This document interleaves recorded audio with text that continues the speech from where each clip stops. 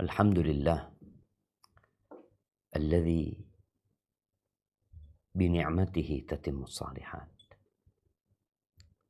Segala puji bagi Allah Jalla Jalaluh yang karena nikmatnya kebaikan-kebaikan menjadi sempurna. Yang karena rahmatnya niat-niat baik hamba dapat terlaksana. Allahumma salli wa sallim ala abdika wa rasulika Sayyidina wa maulana Muhammadin wa ala alihi wa ashabihi ajma'in amma ba'd. Ahibbati fillah, Rasulullah sallallahu alaihi wasallam mengatakan yatba'ul mayyit thalatha. Di hadis riwayat Imam Bukhari dan Muslim. Yang mengikuti mayit ke kuburannya itu 3. Fayarji'u ithnani wa yabqa ma'ahu wahid. Yang 2 pulang ke rumah. Yang 1 itu yang nemenin dia. Yang dibawa dia cuma 1. Yatba'uhu ahluhu wa maluhu wa amaluhu. Fayarji'u ahluhu wa maluhu wa yabqa amaluhu. Yang mengikuti dia adalah keluarganya, hartanya, dan amal perbuatannya. Amalnya. Amal soleh atau dosa. Ikut. Yang pulang keluarga dan hartanya, yang tinggal adalah amalnya. Kalau bicara keluarga yang ikut, ya kalau dia sudah punya anak, anak-anaknya akan ikut. Bahkan anaknya itu minta ditunggu. Ketika mayit itu di Surabaya. Ibu meninggal di Surabaya. Anaknya di Australia. Anaknya telepon. Jangan dimakamin dulu ya. Aku mau datang. Terbang nih. Dari Sydney. Sampai ke Surabaya. Ikut dia ke kuburan. Ikut. Dari Australia itu jauh. Berangkat. Pulang lagi ke Australia. Emaknya ditinggal. Ditinggal emaknya. Yang dari mana datang, ramai kita lihat ya. Masya Allah. Habis gitu, sepi itu kuburan. Hartanya yang ikut, dia seperti kalau dulu dia punya budak mungkin. Dia punya kendaraan, diantar sama kendaraannya. Setelah itu, mereka pulang. Itu yang kaya raya, yang punya budak. Atau yang punya nama.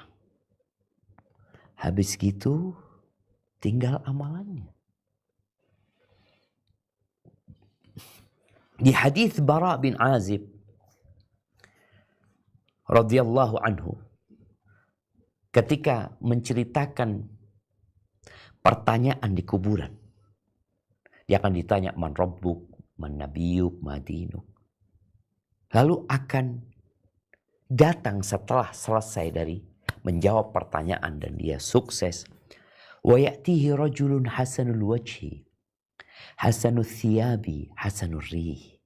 Datang seseorang yang wajahnya indah, bajunya bagus, aromanya wangi. Lalu orang ini mengatakan absyir billadzi yasurruk. Ada kabar gembira buat engkau. Yang menyenangkan dirimu.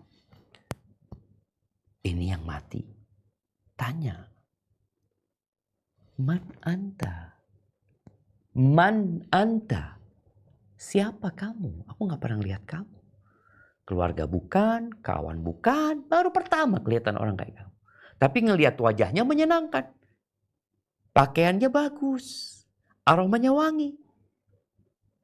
Fayaqul, ana amaluka saleh. Aku amal solehmu. Sedangkan kalau ini orang yang tidak beriman, pendosa, akan datang seorang yang wajahnya menjijikkan. Pakaiannya jelek. Aromanya busuk. Lalu dia mengatakan, absyir billadhi yasu'uk. Ada kabar buat engkau. Kabar yang membuatmu susah dan menderita. Tanya, ini datang-datang ngasih kabar duka, ngasih kabar buruk. Engkau siapa, kata dia. Wajahmu jelek. Pakaianmu buruk. Baumu busuk. Tahu-tahu datang ngasih kabar yang tidak menyenangkan. Apa kata orang? Ana amalukal khabith. Aku perbuatan dosamu. Aku amalmu. Ahibati fillah. Cerita apa yang akan kita bawa? Ya tinggal amal. Di dalam hadis yang diriwayatkan Ibnu Hibban dan Tabrani serta Al-Hakim dari Abu Hurairah radhiyallahu anhu, bahwa Rasul sallallahu alaihi wasallam menceritakan nih, innal mayyit idza wudi'a fi qabrihi innahu yasma' khafqa ni'alim hina yuwalluna mudbirin. Sesungguhnya mayit itu ketika ditaruh di dalam kuburnya, dia itu mendengar suara sandal orang-orang yang pulang meninggalkan dia. Fa in kana mu'minan, nih kalau dia orang yang beriman, kanatis shalah 'inda ra'sihi. Ibadah salat itu akan berada di kepalanya. Ingat, ibadah salat ada di kepalanya. Salat engkau bawa. Salat yang selama ini dikerjakan sehari 5 waktu. Engkau capek tetap salat. Engkau lelah salat. Sakit salat. Nggak ada air salat. Di rumah sakit salat. Di pesawat salat. Di kereta salat. Dimanapun engkau berada, engkau harus salat tuh. Inna salata kanat alal mu'mini kitaban mawquta. Ini salat akan datang menemanimu di kepala. Berhenti dari kepala. Maka tolong perbaiki salat. Itu yang kau akan bawa. Di dunia kita nggak dapat apa-apa ya. Kita sholat nggak dapat apa-apa. Dari sisi harta, kedudukan. Emangnya orang sholat jadi pejabat? Orang sholat jadi kaya? Enggak. Malah kita ngeliat orang yang rajin sholatnya kadang-kadang miskin dia.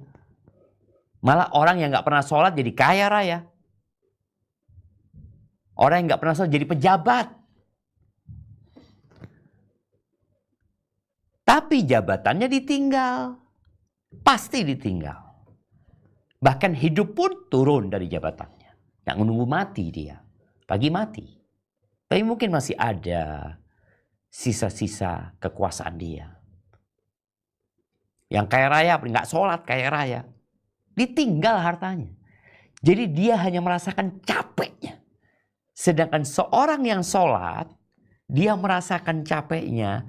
Nanti dia merasakan hasil jerih payahnya ini di kuburan. Kenapa? Karena dunia ini gak punya masa depan. Gak ada masa depan. Mana masa depan dunia? Mati semua orang. Sholat ini adalah masa depan. Jagain di kepala. Wa kana siyamu an yamini. Puasa akan berada di kanannya. Kita puasa menahan lapar, haus, syahwat. Dari sejak fajar terbit sampai matahari tenggelam. Kita nggak makan, nggak minum, menahan diri dari syahwat kita. Dapat apa? Dia nggak dapat apa-apa, Ustaz. Di dunia nggak kelihatan kau dapat apa. Malah yang nggak puasa dapat enak. Kita ngelihat orang-orang yang pada nggak puasa dia di Ramadan ya, dia makan, dia minum, atau dia pura-pura puasa di rumah. Nanti ketika engkau mati, kau akan tahu. Lihat nanti di kananmu ada siapa. Kalau ada puasa, alhamdulillah. Saat itu kita membutuhkan puasa. Duit nggak ada gunanya. Kira kita mayit tuh, kalau dikasih duit 1 M. Nih 1 M ya, kau pakai itu. Apa kata manusia ketika orang hidup meletakkan uang 1 M di kuburan dikasihkan kepada mayit? Apa kata orang-orang di sekitarnya? Yang kau tahu. Nggak ada gunanya buat dia. Itu puasa. Wa kanati zakatu an shimalihi. Zakat ada di kirinya. Orang mengeluarkan zakat ya. Kalau kita mengeluarkan zakat kan nggak balik duit kita. 1 M keluar 25 juta. Allahu Akbar. Banyak tuh yang dikeluarin. Hilang. Enggak. Nanti ketemu tuh. 25 juta tuh ketemu. Di mana? Kuburan. Nemenin di sana sebelah kirinya. Wa kana fi'lul khairat minas sadaqati wassilati wal ma'ruf wal ihsan ila nas 'inda rijlih. Semua amal kebajikan dia. Sedekah dia yang di luar zakat, dia suka bantu orang ya. Menolong orang lain, memberi makan fakir miskin, itu ternyata ada di kakinya. Sholat di kepala, di kanan puasa, zakat di kiri, di kaki, ini semua amal kebajikan dia yang berkaitan dengan berbuat baik sama manusia. Jagain di sana. Menemani engkau. Rumahmu, oh udah ditinggal lah. Coba, kita itu kadang-kala ya, kalau melihat dari atas, kalau naik pesawat, atau dari video drone, kita akan lihat ya, perumahan bagus-bagus, besar-besar, kemudian kelihatan kuburan kecil-kecil ya. Yang nggak ada orang di sana, nggak ada keramaian di situ. Di dalamnya itu ada keramaian. Fayu'ta min qibali ra'sih, maka didatengin dari arah kepalanya. Maka sholat akan mengatakan maqi bali madkhal, nggak bisa engkau masuk dari arahku. Ini orang sholat nih. Aku jagain dia. Tsumma yu'ta an yaminih, datang dari arah kanannya, puasa pasang badan. Bukan uangnya. Bukan bodyguardnya, bukan satpam, bukan security, puasanya. Didatengin dari arah kiri, zakatnya pasang badan. Orang ini rajin ngeluarin zakat. Full zakatnya, aman. Ditangi dari kakinya, semua amal-amal kebajikan dia ngatakan lo, dia ini rajin sodakoh lo. Dia berbuat baik sama orang, suka membantu orang lain. Nggak bisa engkau masuk dari sini. Maka kemudian mulai proses penyidikan. Pertanyaan-pertanyaan ditanyakan. Ijlis, lalu dia duduk. Ketika dia duduk di alam barzakh sana, Allah gambarkan seakan-akan matahari mau terbenam.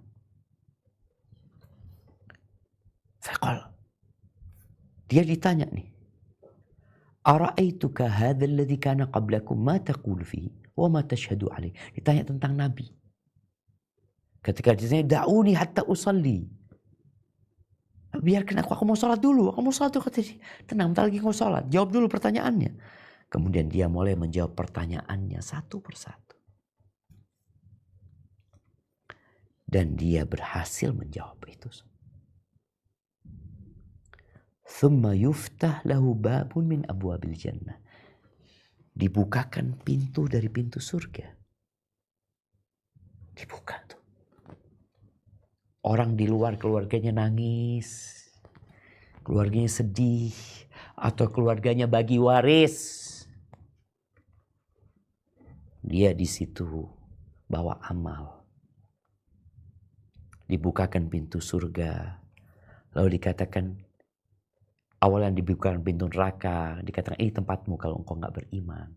Lalu ditutup, lalu dibukakan pintu surga, lo tempatmu. Maka dia semakin berbahagia, semakin bergembira. Ahibati fillah. Lalu ruhnya diperkenankan untuk masuk ke surga di dalam rongga burung.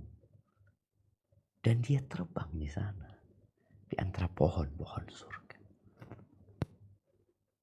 Apa yang dibawa? Yang selama ini diamalkan yang seakan-akan tidak berharga. 2 rakaat sebelum subuh yang kita sering dengar, 2 rakaat sebelum subuh lebih baik dari dunia dan isinya. Itu yang dibawa. Oh, mengantarkan jenazah ke kuburan, mensolatin jenazah itu dapat 1 qirat. Itu yang dibawa.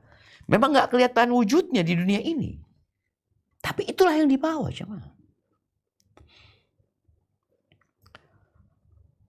Adapun orang-orang yang tidak beriman, orang-orang yang ahli maksiat, ya udah. Dia didatengin dari semua arah, ya selesai. Nggak ada apa-apa di situ. Dalam kehidupan dunia kita tahu jabatan itu dan kekuasaan itu berguna. Bahkan seorang bisa jadi kebal hukum dengan jabatan dan kekuasaannya. Dia bisa merubah apa saja. Harta berguna. Dia bisa keluar dari penjara. Dia bisa nyogok hakim ya dengan hartanya. Ya itulah. Tapi setelah itu selesai. Engkau mati selesai. Ahibati fillah. Allah menceritakan di surat Al-Mu'minun. Ayat 99 dan 100. Tentang sebuah angan-angan. Orang yang meninggal dunia. Ternyata ada yang belum dia bawa. Dia belum bawa.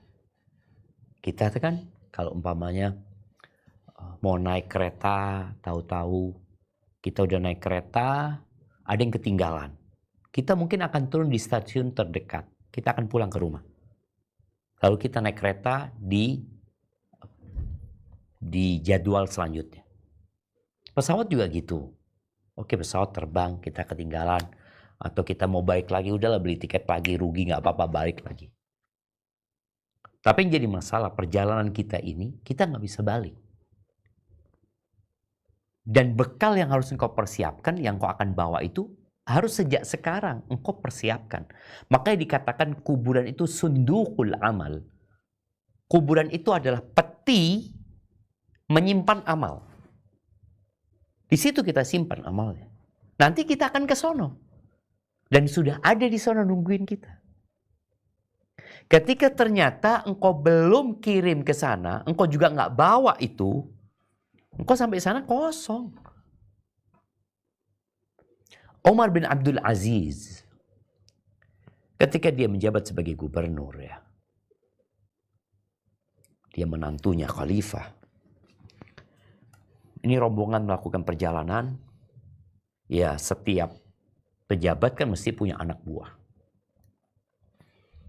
Itu para bos-bos itu nyuruh anak buahnya berangkat duluan untuk mempersiapkan tenda, kasur, tempat tidur, masak di sana. Suruh duluan jalan. Umar bin Abdul Aziz tidak, tetap dia santai.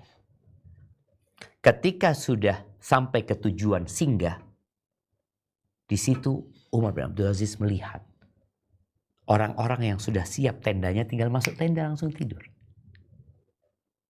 Yang lapar makanannya udah siap.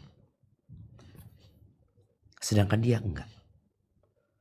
Lalu dia mengatakan kepada sahabat-sahabatnya, seperti inilah kematian.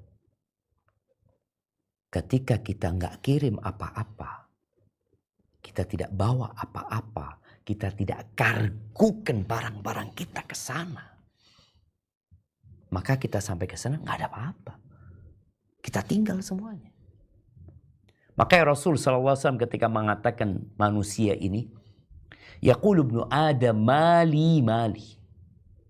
Anaknya Adam ini mengatakan, oh hartaku, hartaku, milikku. Oh, kita tahu di dunia ini ada yang namanya SHM, surat hak milik.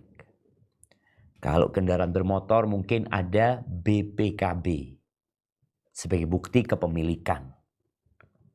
Mungkin yang lainnya adalah bukti-bukti kepemilikan di dunia ini. Kan manusia mengatakan, oh ini milikku, itu milikku. Yaqulu ibnu Adam mali mali. Hartaku, hartaku, milikku, milikku. Apa kata Nabi sallallahu alaihi wasallam? Walaysa laka min malik. Engkau tahu hartamu yang mana? Yang kau makan jadi kotoran tuh, itu yang milikmu. Yang kau pakai, pakai sampai usang itu milikmu. Yang ketiga, wa ma tasaddaqta bihi. Yang engkau sedekahkan, fa'abqait. Kemudian engkau simpan itu. Itu yang milikmu. Sisanya, fatarikuhu linnas. Dia tinggalkan buat orang. Buat orang. Antum lihatlah. Orang-orang terkaya di dunia yang kemudian meninggal dunia. Terkaya di dunia lalu meninggalkan dunia, selesai sudah. Dia tinggal semuanya. Yang dia bawa apa? Ya amalannya sudah. Maka yang tidak mempersiapkan diri sebelum mati, ya udah. Dia akan menyesal selama-lamanya. Qala rabbi irji'un. Balikin kami ya Allah. Mau ngapain kau balik? La'alli amalu soleh. Aku mau beramal soleh. Aku mau beramal kebajikan. Tapi yang jadi masalah memang dunia ini benar-benar menggoda. Iya. Allah mengatakan, ya ayuhan nas inna wa'dallahi haq. Fala taghurrannakumul hayatud dunya. Wala yaghurrannakum billahil gharur. Wahai umat manusia, sesungguhnya janji Allah itu hak. Benar janji Allah. Maka kalian jangan tertipu dengan kehidupan dunia. Jangan tertipu. Janji Allah tentang adanya azab kubur, nikmat kubur, tentang adanya kebangkitan. Itu benar. Al-Kayyis dalam sebuah hadis yang diriwayatkan Imam Tirmidzi. Al-Kayyis, orang yang cerdas itu. Man dana nafsahu wa amila lima ba'dal maut. Orang yang cerdas, orang yang pintar adalah orang yang suka bermuhasabah. Melakukan perhitungan. Dia menghitung dirinya, mengevaluasi dirinya, dan beramal untuk yang setelah kematian. Karena itulah masa depan. Kalau dunia dia tahu nggak ada masa depan. Masa pensiun ada, tapi masa depan nggak ada. Kenapa? Mati. Masa depan itu ada surga dan neraka, ada azab kubur, ada nikmat kubur. Itu masa depan. Maka orang cerdas itu panjang. Ya. Dia berbuat, yang proses dia lakukan sekarang mungkin nggak dihargai sama orang. Ada urusan dia sama orang. Orang menilai manusia dari keberhasilan dunianya, kesuksesan dunianya. Kalau bicara urusan ibadah, oh urusan privasi sendiri-sendiri. Nah, memang itu sendiri-sendiri. Dan Nabi SAW menyebutkan, "Idza mata ibnu Adam inqata'a amaluhu illa min thalath." Apabila anak Adam meninggal dunia, putus amalan dia kecuali 3. Artinya dia sudah mati, namun ternyata ada amalan yang bisa bersambung dari yang dia tinggalkan.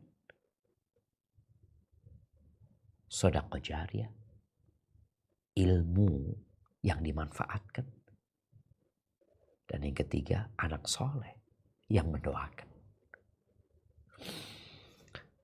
Ahibati fillah, di surat Al-Haqqah ayat 25 sampai 35.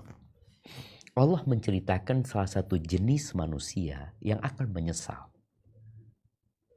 Yang dia menyebutkan tentang berbagai fasilitas dunia yang pernah dia dapatkan. Ternyata nggak ada gunanya di sana. Nggak dibawa. Nggak dibawa. Tasnya nggak dibawa. Jamnya nggak dibawa. Makanya pernah ada seorang yang kaya raya yang dia nggak terlalu kaya sih. Tapi orang itu berpikir akan ada kehidupan setelah kematian. Kematian tidak menyelesaikan segala-galanya. Nikmat yang Allah berikan seharusnya dimanfaatkan untuk persiapan dia. Anda mungkin pernah ceritakan bahwa dia ketika beli baju selalu dua. Satu dia pakai, satu dia sedekahkan. Uang belanja dia dua. Dia belanja buat keluarganya, dia berikan kepada lembaga, yayasan.